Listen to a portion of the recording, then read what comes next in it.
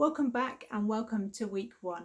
This week's focus is getting off to a great start. The workshops that we'll be running this week are speed reading and note-taking, your PhD in a second language, and getting to grips with the literature review.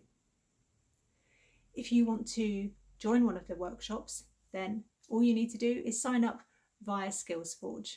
We're really looking forward to welcoming new faces and also welcoming back old friends. Don't forget, you can find out more on the Ardio team site, and of course you'll get to meet lots of other PhD researchers there as well. This year we're also trialling a new space for collaborative networking and an opportunity for you to see each other using a different format other than Teams. We really hope that Kumo Space will become a collaborative virtual area for you all to come and join us when you're not on campus. To access Kumo Space, you'll need to register with your Warwick email address by going to www.kumospace.com.